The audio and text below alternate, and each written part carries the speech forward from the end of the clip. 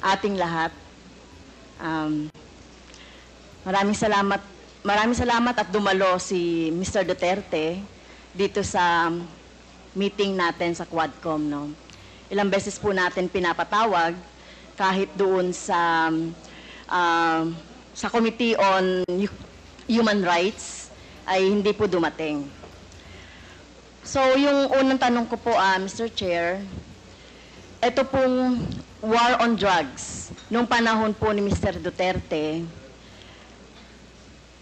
sa tingin po ba ng ating resource person, Mr. Chair, may na-accomplish po itong war on drugs? I had to do it because it was demanded of the time. And whether you believe it or not, whether you have the statistics different from ours, the government, it has gone a long way to protect the people, especially the children. Successful po. Successful po ba ang war on drugs ninyo, Mr. Chair? Successful, ma'am. So how do you measure po yung success nung war on drugs? Well, because minimize yung drugs. You cannot entirely eradicate drugs because pang hanap buhay yan eh. Until now, you cannot kill everyone na alam mo o hindi mo alam. It's a commercial thing that is of value. And people, yung walang trabaho, walang hanap buhay, papasok talaga dyan. Lalo na if they are criminally inclined to do it. So, sabi nyo na-eradicate ninyo, Mr. Chair, Mr. Duterte, yung problema sa war on drugs nung panahon ninyo. And then, you cannot eradicate. No country in this planet, even the United States, it's more of a problem to them than us. Hindi mo ma-eradicate, ma'am. Hanap buhay yan. Okay, pero sinabi niyo po kanina, Mr. Chair, sinabi niyo po kanina na success. So how do you measure success? Yun po bang ipinasa ninyo sa Supreme Court na more than 20,000 na namatay sa panahon ninyo? Yung extrajudicial killings na karamihan ay mga bata. So nandito nga kanina, no, Mr. Chair, Mr. Duterte, yung mga biktima, yung mga pamilya ng mga biktima, lalong-lalo na yung mga biktima na inosente, mga bata, no? Walang kinalaman sa droga, kagaya ng mga pinisent ng mga nanay dito. So, paano nyo mamimeasure yung sinasabi nyong success? Hindi nyo na-eradicate. Gumamit na kayo ng force. Pinagpapatay yung mga suspected na mga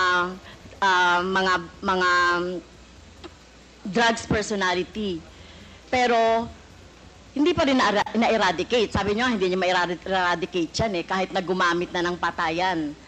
So, paano nyo nasabing success yung sa panahon ninyo itong war on drugs? Success in the sense that it was minimized. Hindi naman that's a relative word. Pero, you know, I cannot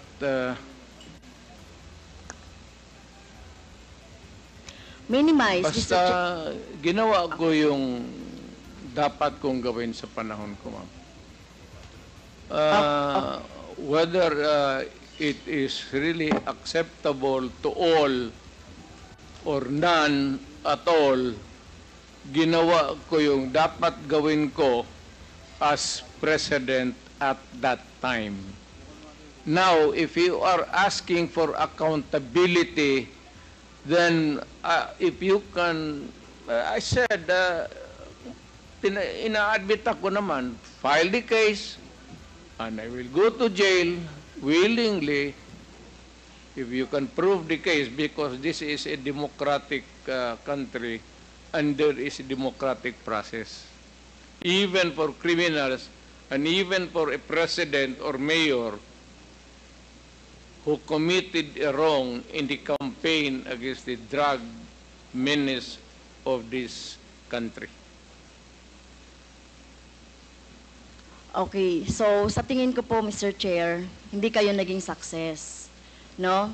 Sa dami ng napatay na biktima ng EJK, hindi yon, no? Hindi yon yung makikita natin na na-minimize na talaga yung droga. In fact, tama ba to, Mr. Chair, na wala namang mga big fish na nahuli during your time? So, pwede mang magbanggit, Mr. Chair, si Mr. Duterte, na mga big fish, yung mga drug lord, mga nagmamanufacture ng droga during the time. Kasi ang nakita lang natin ay bloody, no? Dugo ng ating mga maliliit, mga mahihirap na mga mamamayan.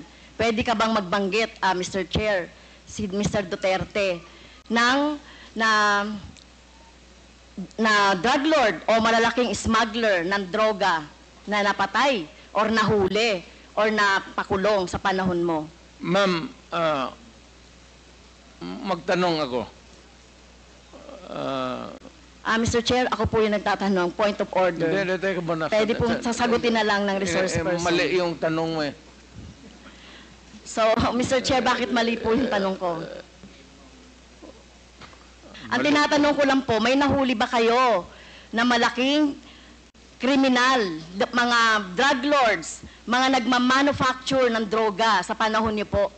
Kasi ang nakita lang ng tao ay yung mga namatay na mga bata, na mga small time, na mga drug addicts, or mga pusher, etc. O meron mang mga LGU na mga mayor, merong iba. Kaya lang, yung pinanggagalingan po ng droga, meron po ba, Mr. Chair? Meron, ma'am. Marami doon nasa dagat, harap ng Davao. Yung iba naman dyan sa Mount Apo. Can you elaborate on that? Anong dagat at anong tapo? Tinapon ko. Sino po yung mga tinapon ninyo na mga drug lord at smuggler at malalaking fish sa droga? Hindi ko na tinanong bakit pa ako magtanong.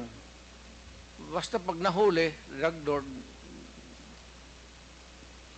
I take over, lagay ko sa bangka, pagdating doon sa dulo, talian ko yung kamay pati paa, tapos itapon ko. Okay.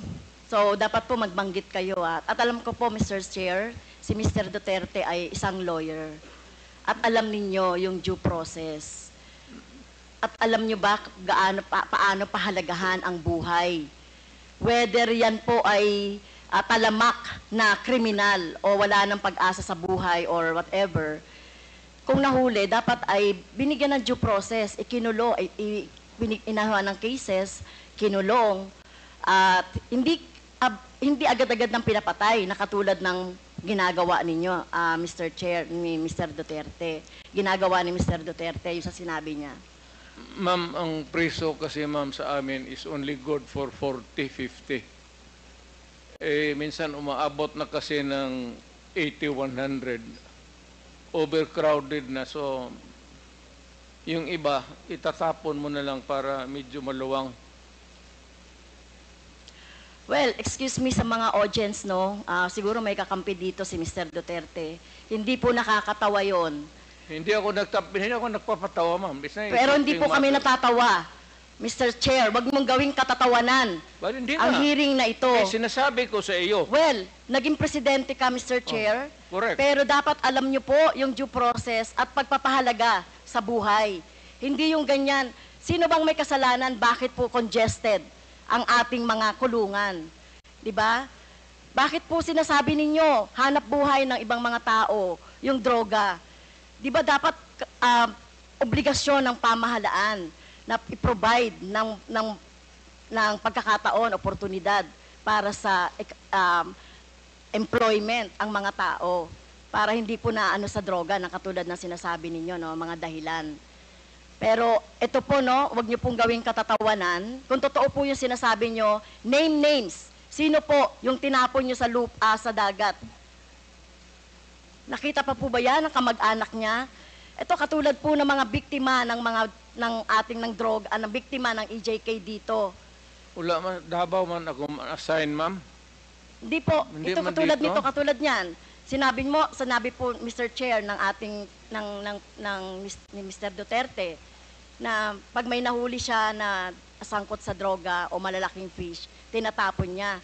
So ganun na po ba ka-cheap or wala kayong pagpapahalaga sa buhay ng tao? Kaya sa panahon ninyo ng war on drugs, no wonder 30,000 or less ang namatay sa panahon ninyo. Sa halip na gawin ninyo ay i-rehabilitate, bigyan ng trabaho, pero ang ginawa ninyo sa mga pulis, utusang patayin ang mga biktima ng droga. Tama po ba yun, Mr. Wala Chair? kasi akong trabaho maibigay sa kanila, ma'am, hanggang ngayon. It remains to be a problem. And what you're mounting is still the same problem that we have had for all these years. Hanggang ngayon, nandiyan pa rin yung droga. Hindi yun matatapos. Hanap buhay nga. Pero hindi po siguro katulad nyo, no? At ito ay magsisilbing lesson, Mr. Chair, kay Mr. Duterte, no? At sa mga susunod na mga mamumuno sa ating bayan. Hindi po solusyon ang pagpatay, no? Kung walang mga hanap buhay, bigyan ng hanap buhay. Pagsikapan, dito nga, di ba? Ginagawa nga natin ng buong makakaya natin para bigyan ng kahit papaano ay tulong yung ating mga mamamayan. So hindi po ito dapat patayin, no? So mukhang mali po yung line of thinking Hindi dapat, ma'am. Pero Mr. kung talagang, Mr. Duterte. if the situation calls for it, I will not hesitate. And the police should not hesitate, especially facing a criminal who is also going to kill you. Pag hinuli mo, dapat patayin mo talaga. At ayaw ko makita na buhayan kasi gamutin mo pa sa ospital, magastos pa ang gobyerno, tapos tapon mo doon sa prisuhan, pakakainin mo pa. Tapusin mo na. That is my philosophy. And I don't believe in you, If Mr. you do Mr. not Chair. like if you do not like my ideology, fine. That's mine. Bahala ka na sa buhay mo kung ano yun. Opo. At bahala na rin po yung yung hustisya, no, yung batas sa inyo po, whether dito sa bansa or sa ibang bansa po. Naging presidente Pero ako. kung ganyan po yung, Mr. Chair, kung ganyan ang line of thinking ni Mr. Duterte, na walang ganyan niya ituring ang mga mamamayan, na kapag hindi niya mabigyan ng hanap buhay, nagdroga yan, patayin na lang. So what kind of thinking of that, Mr. Chair? Right thinking. That's yours. What Sa ano niyo yun? what else can you think of? It's the right thinking. I don't believe in you. Well, Okay, next, Mr. I'm not Chair. asking you to believe in me. Okay, fine. Far from it. Fine, Mr. Chair. In same Senate hearing, Mr. Chair, Mr. Duterte said, encourage the criminals to fight. Encourage them to draw their guns. Yan ang instructions ko. And the only way na hindi kayo makulong, and to justify the killing is bigyan mo talaga ng panahon na lumaban. Okay? So, madalas po, Mr. Chair, no, nababanggit dito, self-defense ng mga pulis, yung ginagawa nilang pagbaril o pagpatay sa mga biktima ng or yung mga hinuhuli nila at pinapatay nila. So, as a lawyer, Mr. Chair, tanungin ko si Mr. Duterte, ano po ba yung elements of self-defense? When your life is placed in danger, whether as a civilian or a police, You have the right to defend. And if your life is in danger, kill the idiot in front of you. Or you will die as an idiot. At yung kriminal, malayang but have the satisfaction of doing his thing. Okay. Yun po ba, as a lawyer, yun po yung inyong alam tungkol doon sa elements ng self-defense? That ibang ano ma'am, performance of duty, yung self-defense, elements of self-defense, kasali yan doon sa, it also at favors the policeman or soldier. Isa lang ang standard niyan, ma'am. Are you in danger of losing your life in front of a person, whether really criminal or your enemy, galit mo, and there's a confrontation, a violent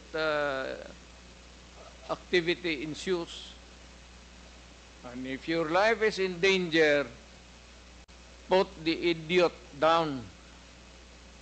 Rather mamatay ka. Ano ba itong buhay na ito? Okay. Magpadrama ba tayo? Thank you po, Mr. Chair. Salamat. So sinasabi niyo po, encourage the criminals to fight. Okay?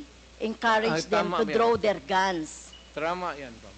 Okay? So ang elements po ng self-defense ay, ang alam ko po, no, sa turo ng mga abogado, ay kung merong unlawful aggression. Eh yung bata po, meron bang yung napatay na mga bata, yung mga napatay na mga basta na lang nakursunadahan, etc. So wala ditong elements of self-defense, no? Number 2, reasonable necessity of the means employed to prevent or repel. So ang nangyari na po, pinatay na agad no? Pinatay na agad yung biktima. Pangatlo po, yung lack of sufficient provocation on the part of the person defending himself. Pero sinasabi dito, sufficient provocation. Mr. Chair, mismo nga sa presidente, dating presidente, si Mr. Duterte, sinabi mo na nga sa instructions mo doon sa inyong mga pulis, encourage the criminals to fight, palabanin. Okay? At narinig ko pa nga minsan ay kung walang baril ay bigyan ng baril. So encourage. So saan po dito yung elements of self-defense na sinasabi po ng mga pulis ninyo? Pero kayo po, kapag kapag yung time na nandiyan na yung biktima o nandiyan na yung suspect, kayo po talaga, gusto nyo patay talaga agad. I mean, I do not mean to be discourteous, Mr. Chair. I'd like to advise the lady to, pag siyang pumasok dyan sa aggression, you'd never understand that. Wag na lang. Your hypothetical,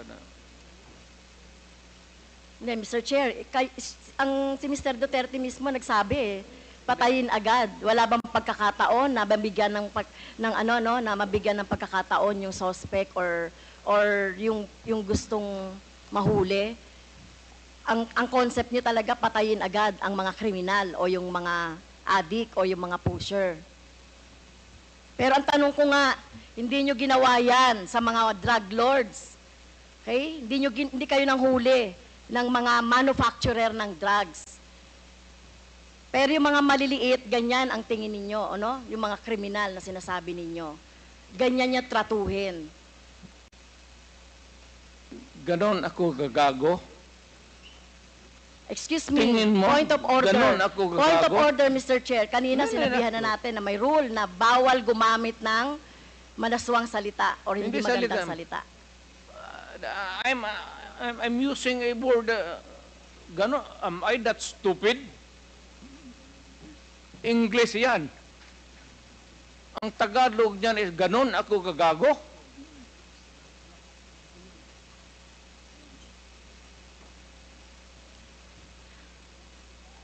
Abogado ako, fiscal ako, ganon ako gagago. Tama kayo, Mr. Chair, tama po si Mr. Duterte, abogado kayo. Pero alam ko, pag abogado, dapat alam niyo po yung due process of law. Alam niyo pong igalang ang karapatan at buhay ng tao, Mr. Chair. Huwag ka bang barurong, ma'am. You do not know me from Adam. Basta na lang na anong narinig ninyo yung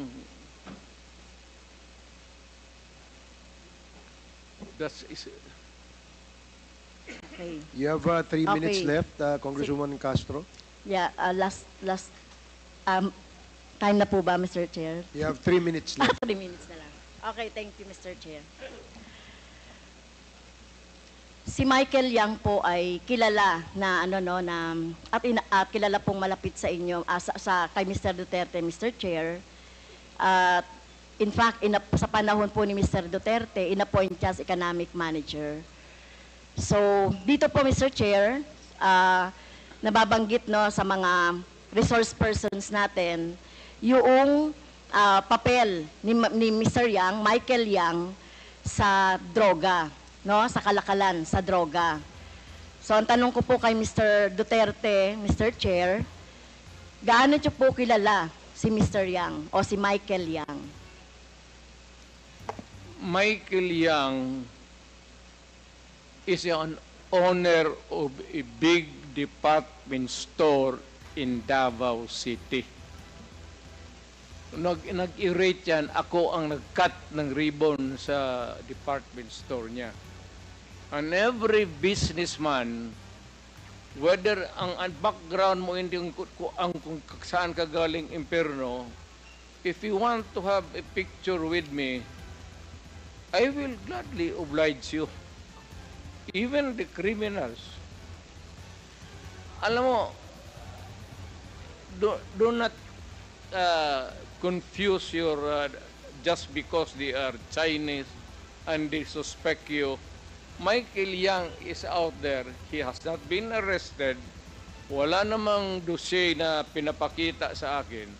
Kung mayroon ako na ang pumatay, hindi na kailangan ang pulis. Ako na mismo ang... Kung may ebidensya po tayo na involved siya sa droga, papatayin niyo rin po si Oo. Michael Yang? Ako. Maniwala ka. Kung may mga ebidensya Oo. po, papatayin niyo? Sasama, tawagan kita, kasama ko. Hindi po. Ayokong Hindi, maging... samahin Ayoko kita. pong maging katulad Ikaw ninyo, yung Ayokong masama witness. doon sa patayan. You will So, be hindi a po. witness to a murder. Hindi ko po gagawin yon, Mr. Chair, sumama kay Mr. Duterte para pumatay. Yan ang problema mo. Okay. So, yun nga po, yun pong mga malalaking drug lords katulad ni Michael Yang na sinasabi. Pero hindi nyo po alam na involved sa droga si Michael Yang, Mr. Duterte, Mr. Chair. Mas marunong ako sa iyo, ma'am. Hindi talaga involved yan. Magtanong ka ng involved. pulis ngayon. Gusto Kaya mo, nga. magsama tayo sa NICA.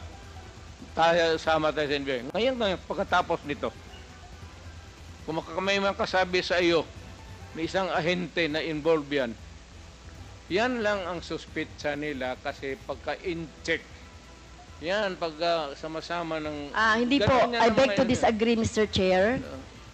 Tayo po nirerespeto po natin ang citizenship. Tayo po marami pong mga hindi po tayo against sa mga in-check. No, Hindi that po is tayo the against characterization. sa mga sinasabi nating Chinese, lalo na kung Chinese Filipino 'yan na wala namang ginagawang krimen dito sa ating bansa. Kaya ang tinutukoy lang po natin yung mga involved sa krimen na mga nababanggit po dito sa ating hearing ng Quadcom. So, Sana po, no, nung panahon ninyo po, dapat ang ikinulong at kung yung pinapatay instead ng mga mahihirap ay yung mga drug lords. Kaso wala kayong nahuling drug lords sa panahon ninyo. Si Michael Kaya- yung nandito pa. Hindi pa hinuli. At bakit siya hindi nahuli? Anong ginagawa na itong magkagong pulis pati? Alam niyo po ba kung nasaan si Michael Yang? Nasa Davao, either dito, nasa Davao, may malaking tindahan yan. Negosyante yan. Lahat Okay. ng negosyante na Chinese, natural born dito sa Pilipinas o from China, pagka dumikit sa akin yan, politiko ako, ma'am. Para sa akin, buto at contribution sa eleksyon. Pera. Kailangan mo sa eleksyon, pera. Prangka-prangkahan tayo. Boto pati pera. Kung may maglapit sa amin na ganon, at wala namang ebidensya na nagkakalat sa harap mo, pero ako, pagka sigurado ako na ganon kayang sinasabi mo ngayon, ako mismo ang gogorgor sa tao na yan. Okay. Wala akong pasensya dyan sa mga ganon. So, Okay. do not worry. Last question. Last I question. love my Last question country na po, more Mr. than Chair. anybody else in this room. Dahil hindi po ako na-satisfy doon sa